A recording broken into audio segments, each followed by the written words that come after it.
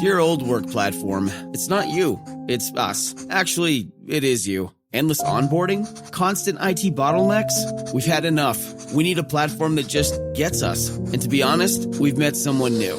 They're called Monday.com, and it was love at first onboarding. Their beautiful dashboards, their customizable workflows got us floating on a digital cloud 9. So no hard feelings, but we're moving on.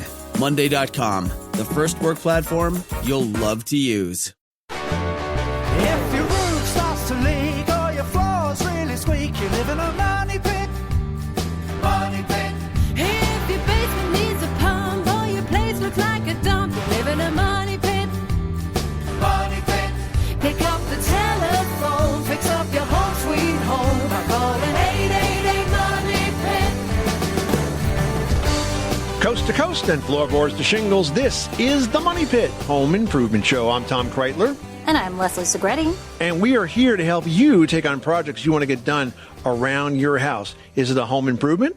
Is it a home maintenance project? Is it a full-on home renovation that you'd like to tackle? Reach out to us with your related questions, because that's what we do. We've been at this for a long time. We love talking with you about the projects you have in mind. We'll try to save you some money. We'll try to make it easier for you to get those jobs done so you can get them done right the first time and then go about enjoying your home sweet home. A couple of ways to reach us. You can call us at 1-888-MONEYPIT. That's 888-666-3974. Or you can post your questions to moneypit.com/ask. Just click the blue microphone button.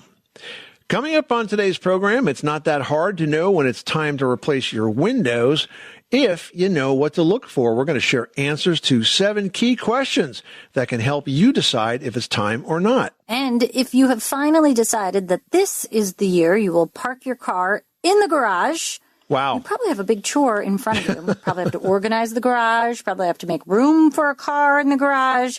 So there's a lot of things going on that's going to help you kind of get the car in there to begin with. So we'll help you sort that out. I wonder what the statistic is, Leslie, if we were to do a survey and say, first, do you have a garage and is your car parked inside of it? Like, what percentage of folks that have the garage actually use it for a vehicle? I think it would probably be pretty low. I'm going to say under 50%, maybe 25%. What do you think? Yeah, I'm going to say like 80% of people do not park their car in the garage. Right. Yeah. Okay. Although I find that the people who have like the nice fancy attached garages, I do not. My garage is standalone in the back. I feel like if you've got an attached and it's a 2-car, like you get your car in there. I don't have that. Well, you can use one space for your junk and one space for your car. Exactly. But you're still getting a car in there.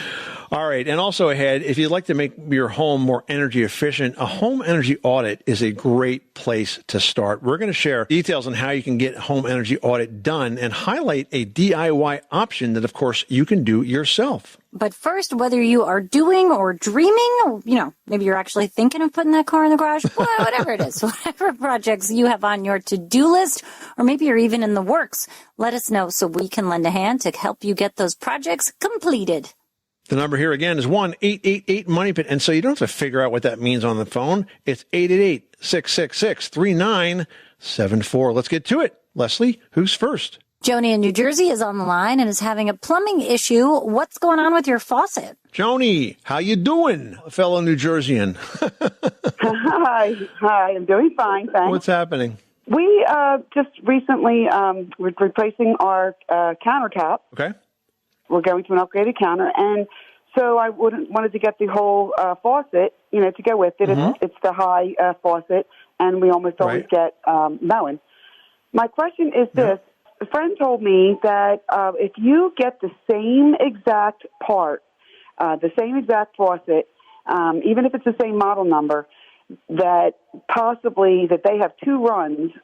In other words, if I buy this faucet from a big box store, and I will save $135, say, but I'm being told if I go to a plumbing store, you might pay a little bit more, but the parts inside actually can be better. And I looked it up on the internet, and they kind of said, somebody was saying that there's 2 runs that these manufacturers make, and so the big box stores, actually the parts inside are not as good as getting it from a plumbing store. Yeah, I think that's the plumbing store lobby there talking to you. Okay. I don't believe that. I've bought many, many faucets in my life from big box stores. I've never had a concern. I judge the brands on their own. And today, almost everything has ceramic disc valves, which are marvelous because they really just don't wear out. And so I would have no hesitation to buy one from a big box. If you found the faucet that you like there and the price that you think is right, I would go ahead and buy it. Yeah. And by the way, if you're changing that countertop, I'm going to give you a tip. It's a heck of a lot easier to assemble that faucet and sink if it's got a sink going with it before that countertop gets dropped in place, because trying to work behind the sink through the cabinet is very difficult. Take that from a 6'2" man that has to often squeeze into spaces like that very uncomfortably. Okay. All right. Well, thank you very much for the advice. Okay. Good luck. We are heading down to Armand Beach, Florida, where we've got Frank on the line who's dealing with a tricky garage door opener. What's going on? It's been in here for quite some time. And, of course, you change the batteries and all that stuff. But right. It won't, on both my cars, the keypad and the sun visor won't let either one of them go down. I can go up, but I can't go down. You did the basics. You changed your batteries, as you said. Now, what brand opener is this, Frank? It's a Craftsman, half horsepower. Okay, so that's a good brand. Here's what I think you should do. When you have situations like this and you've done all of the very basics of changing batteries and such, it's worth it to do a factory reset on all of the openers. And Craftsman's a good brand. So the first thing to do is to write down that model number, get online, and download the owner's manual for that particular garage door opener. And in that owner's manual, there ought to be some instruction on how to reset all of your remotes. I would reset them from scratch and start again, because sometimes, things happen, right? You get, power spikes and other things that happen, and it just takes one thing to kind of get everything out of whack. And it sounds like something like that happened here with those openers. If you had one that was working and one that wasn't working, I'd maybe suspect a bad remote. But in this case, I think the first thing to do is to do a reset, a factory reset on those remotes, and then program them again. Okay, well, these are brand new remotes. I reset them. They're brand new remotes. I reset them. And I went to the diagnostic on YouTube, and it said that if it won't close going down, it could be the circuit board. Is this the circuit board on the garage door opener or the circuit board on the remote? On the garage door opener. Does the garage door opener itself have instructions on how to factory reset all the remotes? Yes, which we did a couple times. This is a 2001 Craftsman garage door opener. If it's that old and you've done everything you can, maybe you can even return those new remotes that you bought, which I'm sure were not inexpensive. And maybe it's time to just replace it then. Okay, well, thank you very much for calling back. Yeah, you're welcome, Frank. Sorry you're having that trouble. Flex your business with an American Express Business Gold Card. You'll earn 4 times membership rewards points on your top 2 eligible spending categories, like transit and electronics, each month, on up to $150K in combined purchases per year. Plus, you can now earn 3 times membership rewards points on flights and prepaid hotels booked on AmexTravel.com. Terms and points cap apply. Learn more at AmericanExpress.com/business-gold. Amex Business Gold, built for business by American Express. Hey, you want to make our day? Well, go ahead and leave us a 5-star review on Apple Podcasts, and we'll be jumping for joy. Plus, you guys, your feedback helps us make the show even better for you. Just go to moneypit.com/review.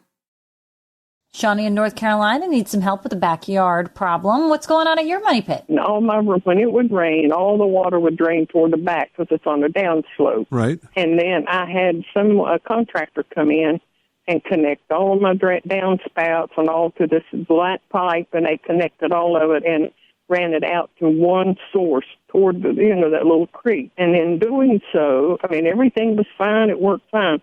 And they thought where I was having such water problem, they sort of made a horseshoe out of the black pipe with the styrofoam, peanuts and all of that in it.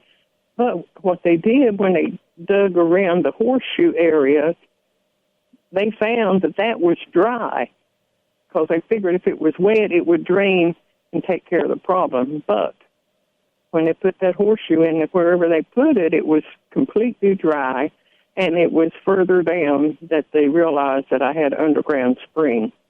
So all of my drain pipes, everything's draining perfectly, but it's one little problem I had with that underground spring. But is that underground spring rising up to the point where the yard is flooding? And how much flooding are we talking about here? It's not necessarily flooding, but it stays so wet I can't mow it. And there's a place about, I'm going to say 12 inches squarish maybe, that has puddled. I don't think this is a problem worth solving. I think it's a fairly small area of the yard, and areas of the yard that get soft like that. Yeah, the grass can be hard to cut sometimes. Sometimes you have to cut it by hand instead of using a power mower on it. But I don't think it's worth you doing anything about it. You would have to do some major work to try to take the water that's collecting there and run it downstream and have it sit somewhere else. So I don't think it's necessarily a big issue. Joni, thanks so much for calling us at 888-MONEY-PIT. Well, if you've been wondering if it's time to replace your windows, the answers to 7 key questions can help you decide if it makes sense or not. So first up, let's talk about your heating and cooling bills. Are they growing every year? You know, windows and doors are one of the largest sources of energy leaks. And a blower door test, which can be done by an energy auditor, can actually pinpoint exactly how leaky your windows are. A lot of times we think the source is windows or we think the source is doors, but a blower test tells you with absolute certainty if that's the problem. So check with your utility company to determine if they provide such services. Next, you need to think about how old your windows are. Every product in your home has a lifespan. For windows, a good time to start assessing their condition is after about 10 years on the job. At that 15-year mark, it's time to seriously determine if your windows are still even doing the job. And next, are your old wooden window frames so swollen that your windows won't go up and down? You know, windows that stick or those that are so loose they won't stay up are a big detraction from home value and also a source of drafts in and of themselves. Yeah, and another thing to consider is how many panes of glass does your window have? Single-paned windows are the least energy efficient and can cause your energy bills to soar. You want to replace those inefficient windows with double or highly efficient triple-paned Energy Star qualified windows to enhance that energy savings and make your home a much more comfortable place to be during all seasons. And let's talk about condensation. Do you get condensation appearing inside the glass on double hungs or triple pane windows, or even inside the glass on single panes? This, again, indicates a leaky, drafty window, and it could also indicate a seal failure if you have double pane or triple pane windows. So if that's the case, you might need to replace the glass or the entire window. But we've found trying to replace those glass panels by themselves is really expensive compared to just replacing the window. Yeah, also think about how easily do your windows open and close. If your windows are hard to open or close, or they don't stay open, or they don't lock, this is definitely a sign that those windows need replacing. And lastly, are your windows noisy? I mean, if you live near an airport or a busy street, you might want to think about replacing your windows with laminated glass or double pane windows, because that will actually make a big improvement in the amount of noise that transmits through the glass into the home. So all good things to think about if window replacement is on your to-do list. And I will add one more thing. If you're shopping for windows, look for the NFRC label. It's an independent rating organization, the National Fenestration Rating Council, and they will provide statistics on how energy efficient each and every window is. So once you find that label, jot it down or take a picture of it, note the brand of window that you saw it on, and that will help you compare and contrast between different windows and make the right decision for your home. Oh, now we've got Catherine from Colorado on the line. Not something we like to deal with. Pest control. What is going on with the mice and the rats? Well, the downstairs in the house, it's not finished. So somehow they're getting in downstairs, and I see little drop-ins, different places. So what I've been using so far is those green pellets of poison. But I've heard from a friend that there's new products out there, the ultrasonic plugins. I wanted to get information about that if you would know. Yeah, I would skip that. I think that's kind of junk science. So I would skip any of those ultrasonic plug-in things. What you want to do is a couple of things. First of all, you want to eliminate nesting areas. So around the area of your house, if you have firewood, trash cans, debris of any sort that's anywhere near the foundation, those are nesting areas for rodents. You eliminate those. Secondly, you plug up any openings in the outside walls of that house. Now, mice need something the size of about a quarter or even less to get in. So any openings should be plugged. Inside the house, you want to make sure that there's no food for them. So a lot of times people will make mistakes by providing food when they don't realize they're doing it. For example, I had a friend who used to keep her pet food in the garage, and it was a big, sack, 50-pound, whatever it was, bag of pet food. Never really even noticed that the mice had dug themselves a nice little front door for this that wasn't obvious, and they were just getting a big meal every single day from the pet food. So look for things like that where food is being left out for them. Moisture is also very attractive to rodents, so water that collects at the foundation perimeter can bring them in. And inside the house, I think you're doing the right thing using the baits and the poisons, because they're very effective with most of the baits today. For example, the decon, one hit of that, so to speak, it takes them out. I mean, it's just one and done. So I think all those things together is what's going to control and reduce the rodent population around this house. James in Minnesota, you've got the money pit. How can we help you today? I bought a house about a year ago, and I don't know how old the water heater is because it was a foreclosure. And I had gone downstairs and took the cover off and turned up a little bit to try to get a little more hot water out of it temperature-wise. And I noticed on the inside that it seems wet, like the fiberglass insulation on the tank. So I was wondering if that means like the tank is going bad, or do I need to start saving money to buy a new water heater? The water heater's in your basement? Yeah, it's in my basement, correct. Sometimes you get a little condensation inside of that. Does your water stay hot, or does it seem to run out quickly? No, it stays hot for a while. It's just not as hot as I like it. So I just went down to dial it up a little, and I saw it was wet inside. And I don't see anything leaking from the bottom. Okay, well, generally when water heaters leak, everybody knows it. Okay, it's not subtle. Yeah. Okay. All right. Good. So I doubt it's leaking badly right now. You may have a bit of condensation in there. However, what you want to keep in mind with electric water heaters is that, first of all, they're very expensive to run, and so it's a good idea to have a timer on them. Secondly, with an electric water heater, there's two coils, not just one. So on the X side of your water heater, you should see two panels, one up high and one down low. And each one of those has its own thermostat. And so in order to adjust the temperature, you have to open both of them up. And with a screwdriver, an insulated screwdriver, you turn it very carefully until it's about 110 degrees on both of them. And with a 40 or 50-gallon water heater, how many bathrooms do you have in the house? 2. So 40-gallon would be smallish, maybe adequate. 50-gallon would definitely be good.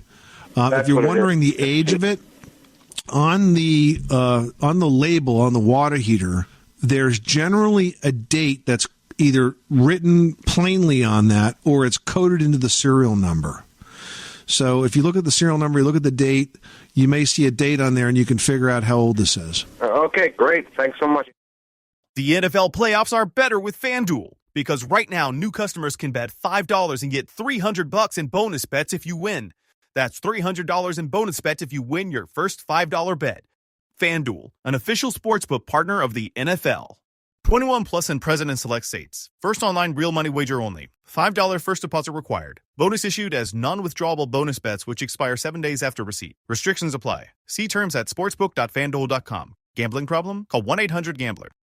All right, Money Pit listeners, Vivint Home Security has an amazing offer just for you. You can get their award-winning, smarter, simpler home security system starting at $1 a day, plus free professional installation with signed agreement. Now, restrictions do apply, but don't wait, because you must call now at 800-586-9606. That's 800-586-9606.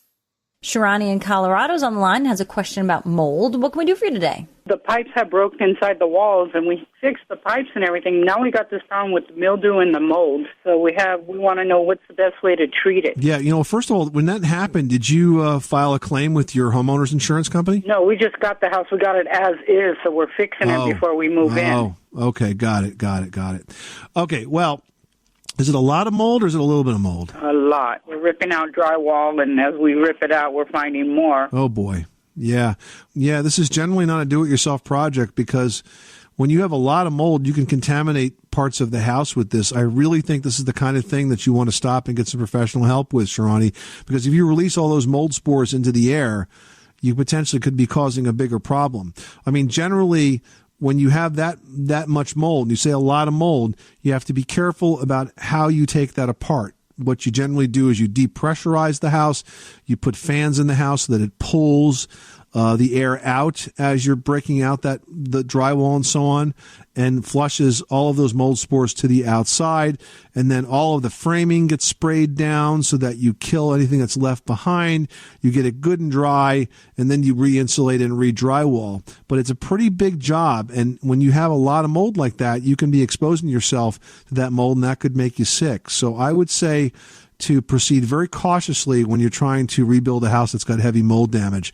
It's not an easy problem to resolve. Okay. So good luck with that project. Thanks so much for calling us at 888-MONEY-PIT. Well, if you've decided that it's time to start parking your car inside the garage, you first have to organize and store all the stuff that's parked in there that's not your car. So if you have a plan, it's not all that hard. Here's where to begin. Garage storage is something that has to be set up once and then maintained daily by all members of the family.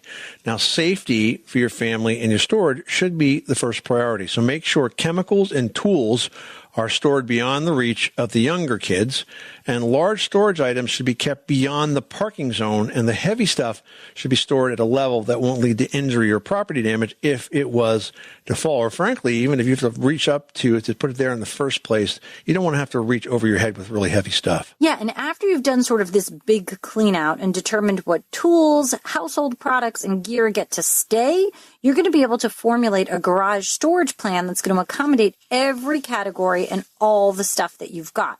Now, the only thing remaining on the floor of your actual garage should be the car, so you want to make smart use of ready-to-use racks, hooks, shelving systems, cabinets. All of this is available from home storage retailers, but you kind of have to look at what you've got and decide what's the best way to store it. Now, if you do use storage units, you want to make sure that you anchor them for safe support of the heavy stuff inside. So that means they need to be connected to the walls. You need to use brackets that are usually provided with them or come up with your own to make sure that they are secured and they can't tip over. And it's also wise to include a flame-proof cabinet to store flammables like spray paint and stains and cleansers. So remember, safety first when it comes to garage organization, and get everybody to follow the plan that you set up, and you'll be good to go for the season ahead. Roy in Illinois is on the line, and there seems to be a crack in the front of the garage. What is going on? Are you getting water in the garage? Is it on the door? What's going on here? When the house was built about 21 years ago, they brought in a cement saw and they cut marks in it to control the cracking. Okay. Well, the first cut is 4 feet from the garage door. Well, now that part next to the garage has settled down, so when it rains, the water runs towards the garage, which is making it worse. Okay. I saw a commercial on TV for this mud jacking outfit, and they say for a little more than half what it costs to replace the cement, they could jack it back up in place. But you'll see the marks where they drill the holes to put the cement in, and will it last?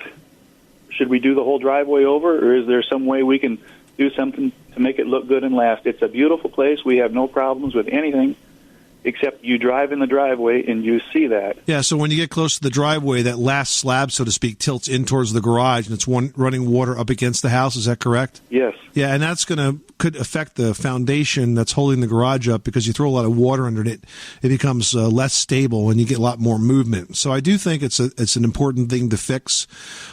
Mud jacking will work. And it can replace that area as long as they can lift that slab nice and even so it doesn't crack and become worse. I would just try to get their guarantee that they're not going to crack the slab in the process. But if they can get the mud underneath it, they're basically filling in the low spots, bringing that slab up, and then it's not going to collapse anymore because the concrete they put under it, the mud, so to speak, takes up that void. So I wouldn't be afraid of doing that. And if it turns out that that's less expensive than breaking that one piece out and just pouring that one piece new, then I think you can do that. If you decide to break that out, I don't think you have to do the whole driveway. You can just do that one piece and make sure the soil below is properly tamped. You're going to have to replace that with fill dirt and stone and get it tamped down. Tamping is really key, so it's really solid. What's happened is water's gotten over there over the years. It's softened the soil, and that's what's caused that slab to sort of rotate with the car going back and forth. So I think either option's okay. It becomes an economic choice. My only concern is that you commit to spending money on mud jacking, then end up breaking the slab, and then you're kind of almost back to the beginning. Okay, sounds great. Sounds like you got the answers. Yeah, well, we tried. Thanks so much for calling us at 888-MONEY-PIT. Hey guys, this week our thoughts continue to be with the people of Los Angeles and the surrounding areas who are dealing with the devastating wildfires that have swept through the entire region. You know, the destruction and the loss caused by these fires is truly heartbreaking, and our hearts go out to everyone that's been affected. Absolutely, Tom. You know, these fires not only claim homes and property, but also deeply impact the lives of so many families. And to those who are facing this unimaginable challenge, please know that our thoughts and our prayers are with you. We also want to remind everyone, whether you live in a fire-prone area or not, it's smart to take steps to protect your home and family. You know, wildfire season is lasting longer and longer than ever before, and there are things you can do to make your property more resilient, like creating defensible space around your home, keeping gutters and roofs clear of debris, and ensuring fire-resistant materials are used whenever possible. And remember, if you're in an area affected by fires, prioritize safety above all. Follow those evacuation orders, have a plan in place, and stay informed through local authorities. And to all those impacted by the fires, stay safe. You are in our thoughts, and we stand with you during this very difficult time. All right, now we're heading over to Patty in Illinois, who's got a toilet that is running constantly. Tell us what's going on. Well, it doesn't run constantly, but it runs about 5 seconds, several times an hour.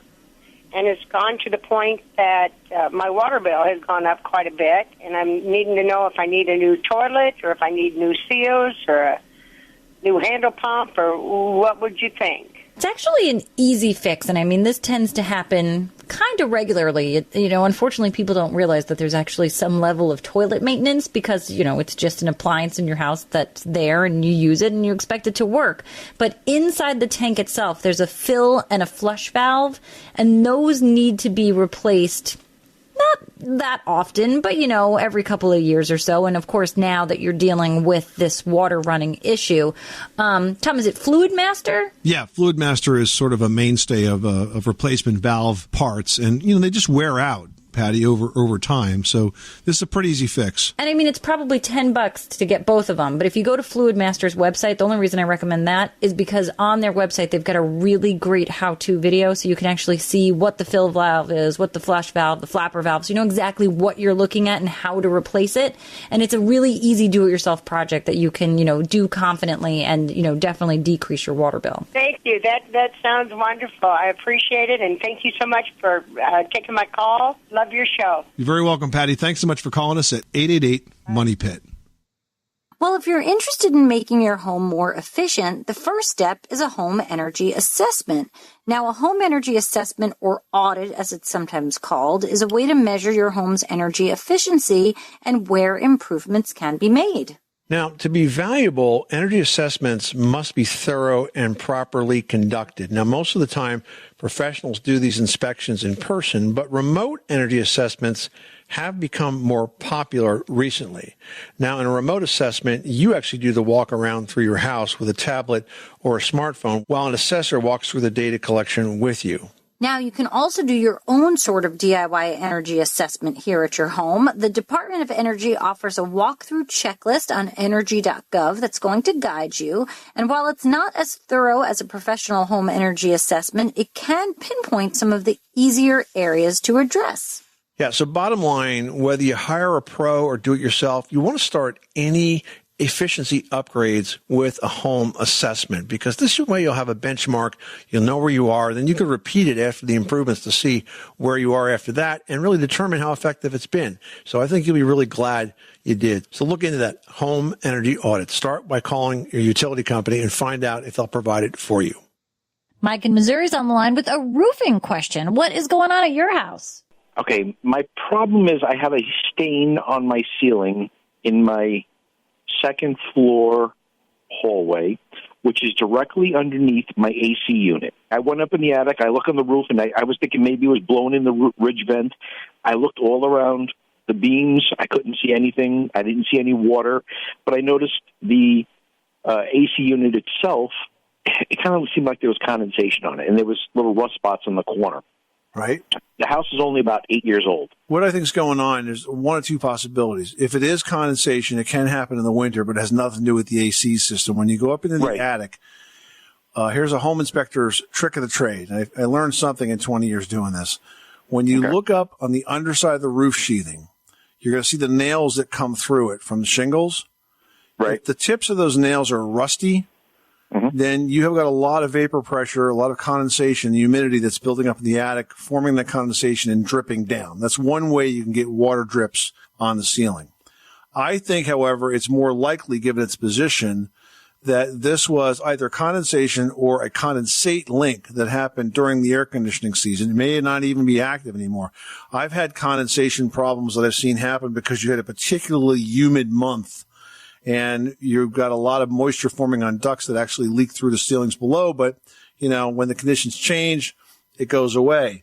What I would tell you to do is to prime over that section of stain with something like Kills, because if you just paint over it, the stain will continue to come through. You've got to seal it. So I would prime it and paint over it now and see if it comes back. It might just have been a one-time thing. And I suspect it's more likely that it has to do with the AC, but you can eliminate the possibility of the roof sheathing by looking for those rusty nail tips. I would go with that theory before I started to explore any other far less likely causes for this. Thanks so much for calling us at 888-MONEY-PIT. Anthony wrote into Team Money Pit and says, we're purchasing a condo built on a concrete slab in Ashburn, Virginia. Do we need to get a radon test done by the home inspector? Is that who normally does it, Tom? Well, sometimes, yeah. I mean, areas where there's high radon, home inspectors often do radon testing. I mean, we did it for years and years and years with my home inspection company, but not all home inspectors offer it. But it's a good idea to get it if you're in an area of either high or I would say medium risk for radon. Now, Virginia has areas of high, medium, and low risk, so you need to figure out what the risk is in your area. And generally, the state health department will have a map or indication of radon levels across different counties, for example, that you should look into. But basically, I would definitely do a test, and the test will determine what that radon level is. And you're looking for a level that is below 4 picocuries per liter of air. So 4.0 is sort of the mark that you want to stay below. If it's below that, then it's considered to be low risk. If it's above that, then you would need to install a radon mitigation system, or your seller would, by the way, not necessarily you. The other thing to keep in mind is that radon levels are going to vary. So if you do a radon test, for example, in the winter when the house is sealed up tight as a drum, that's going to be usually the sort of seasonal high. Try to do this, though, in July when it's 80 to 100 degrees. And people are pretty loosey-goosey about whether or not they close the doors behind them and things like that, you're going to have a lot more fresh air in there, and that radon test may not be totally accurate. I mean, the truth is that a long-term test, you have tests that can go on for months, is the most accurate, but in a real estate transaction, you don't have that kind of time, so you need to do a short-term test.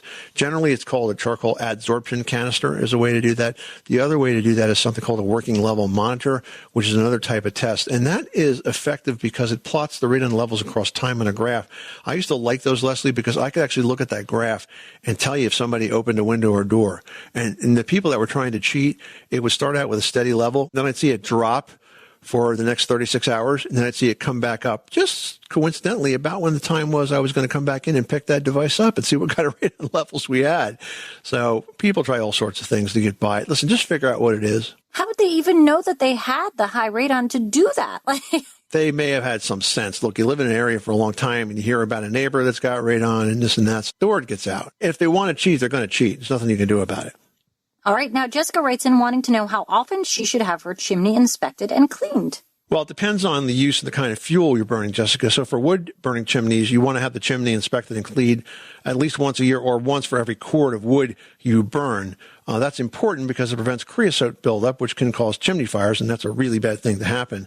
So a chimney sweep can perform that service safely and effectively. But I'll warn you, if they are all of a sudden coming down to the chimney and say, oh, you have this terrible, terrible problem and it has to be fixed right away, and it's going to be $1,000, but don't worry, I'm here and I can do it now. That would make me very suspicious because they have a conflict of interest. So if you do hear something like that from a sweep, get a second opinion from somebody like a professional home inspector that doesn't have that conflict before you peel your wallet open. And how often should you do a gas fireplace? Yeah, another good question. For a gas fireplace, first of all, you may not have a masonry chimney, but if you do, I would have that inspected maybe about once every 2 years. This is the Money Pit Home Improvement Show, on air and online at moneypit.com. Hey, guys, thank you so much for spending this part of your day with us. We hope you've picked up an idea or two that will help you improve your home. If you've got questions, remember, you can reach us 24/7 at 1-888-MONEYPIT. That's 888-666-3974. Or for the fastest possible response, just go to moneypit.com/ask and click the blue microphone button. But for today, that's all the time we have. I'm Tom Kreitler. And I'm Leslie Segretti. Remember, you can do it yourself. But you don't have to do it alone.